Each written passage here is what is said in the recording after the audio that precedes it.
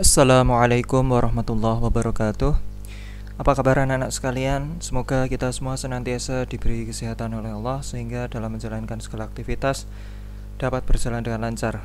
Baiklah anak-anak, mengawali kegiatan hari ini, marilah kita berdoa kepada Allah supaya kegiatan pembelajaran kita dapat berjalan dengan lancar dan anak-anak sekalian dapat memahami materi yang disampaikan oleh Pak Fajrin.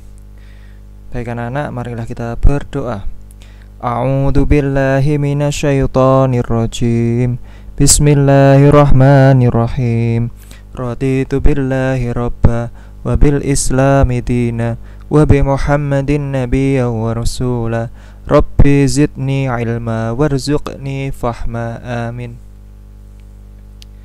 Baiklah anak-anak, pada pertemuan hari ini kita akan mempelajari materi dengan judul menerima qada dan qadar.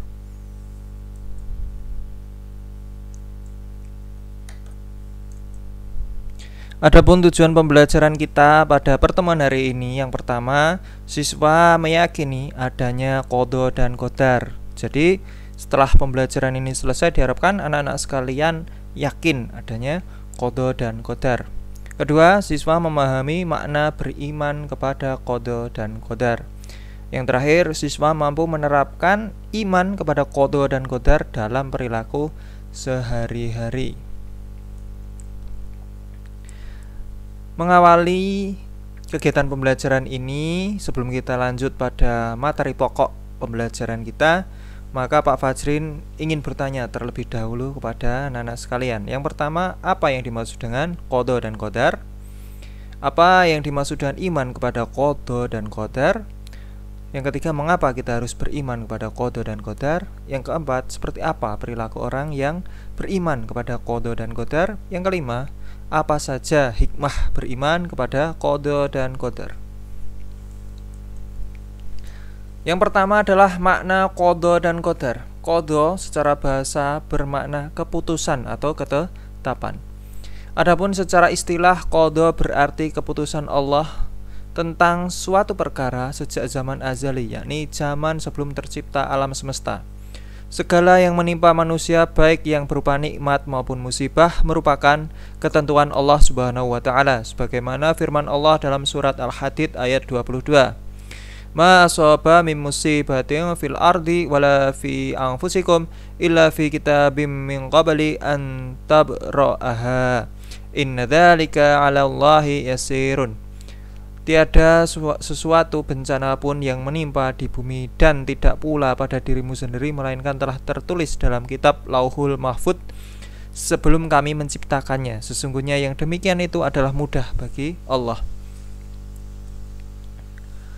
Selanjutnya adalah qadar. Qadar menurut bahasa berarti ketentuan atau ukuran. Jadi qadar itu diadopsi dalam bahasa Indonesia dengan kata kadar. Jadi qadar itu padanan katanya adalah kadar, seperti kadar gula, kadar garam dan lain sebagainya. Jadi qadar menurut bahasa berarti ketentuan atau ukuran. Qadar secara istilah adalah ketentuan Allah yang sudah terjadi terhadap semua makhluknya. Adapun contoh-contoh qadar antara lain: 1. Anung berhasil meraih prestasi dan mendapatkan penghargaan setelah ia belajar dengan tekun dan selalu berdoa. Ini adalah contoh pertama. Contoh kedua, Yuanita memiliki banyak teman karena memiliki sikap yang ramah dan menghargai orang lain. Yang kedua, Raki pandai membaca Al-Quran karena sejak kecil terbiasa berlatih membaca Al-Quran setiap ba'da maghrib dan sholat subuh.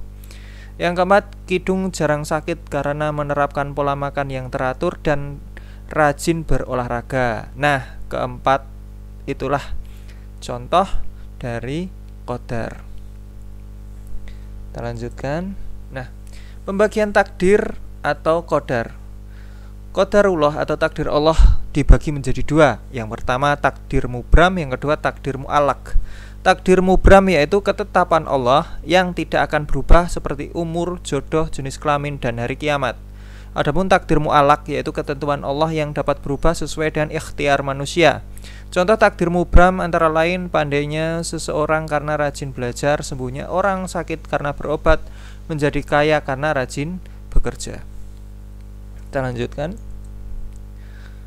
Makna iman qadha dan qadar. Kaum muslim wajib beriman kepada qadha dan qadar. Mempercayai qadha dan qadar merupakan rukun iman keenam. Maaf, ini salah, rukun iman keenam. Iman kepada qadha dan qadar berarti mempercayai secara sungguh-sungguh terhadap segala ketentuan dan ketetapan Allah. Setelah itu menerima dengan ikhlas ketentuan baik dan buruk dari Allah Subhanahu wa taala. Adapun cara mengimani qadha dan qadar antara lain: 1. Selalu menyadari dan menerima kenyataan. Yang kedua, senantiasa bersikap sabar dan ikhlas. Yang ketiga, rajin berusaha dan pantang menyerah. Yang keempat, selalu bersikap optimis. Yang kelima, bersikap tawakal. Jadi cara mengimani qadha dan qadar itu ada 5. Tadi yang pertama apa? Selalu menyadari dan menerima kenyataan. Yang kedua, senantiasa bersikap sabar dan ikhlas dalam menghadapi hidup, menghadapi ujian hidup dan menghadapi kenyataan harus sabar dan ikhlas. Yang ketiga, rajin berusaha dan pantang menyerah. Yang keempat, selalu bersikap optimis. Ini adalah sama dengan yang ketiga. Yang kelima, bersikap tawakal atau berserah diri terhadap ketetapan Allah dan beranggapan bahwa setiap ketetapan Allah adalah baik menurut hambanya, bagi hambanya.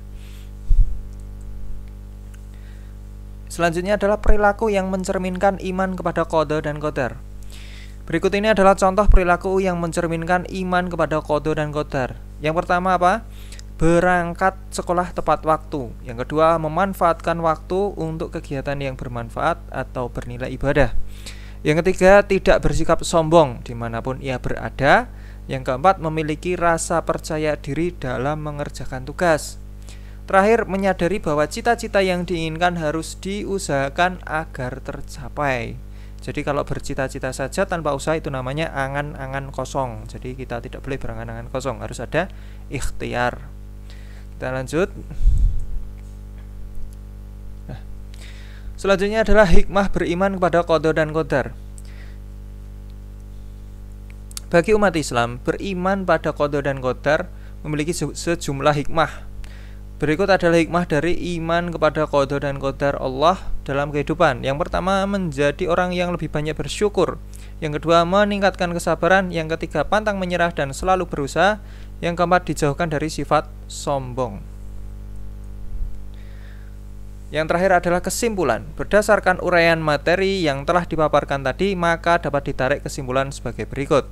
Yang pertama, qadha berarti keputusan Allah tentang suatu perkara sejak zaman azali. Yang kedua, qadar adalah ketentuan Allah yang sudah terjadi terhadap semua makhluknya.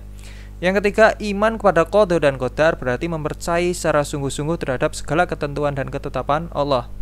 Yang keempat, salah satu hikmah beriman kepada qadha dan qadar adalah selalu optimis dalam menjalani kehidupan. Nah, anak-anak, itulah materi tentang qadha dan qadar. Semoga anak-anak bisa menerima dan memahami apa yang disampaikan oleh Pak Fajrin. Adapun kekurangan dalam penyampaian Pak Fajrin, baik temponya terlalu cepat atau mungkin ada bahasa-bahasa yang kurang dipahami, mohon maaf yang sebesar-besarnya.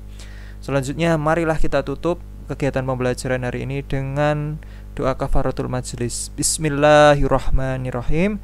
Subhanaka Allahumma wa bihamdika asyhadu alla ilaha illa anta astaghfiruka wa atubu ilaik. Assalamualaikum warahmatullahi wabarakatuh.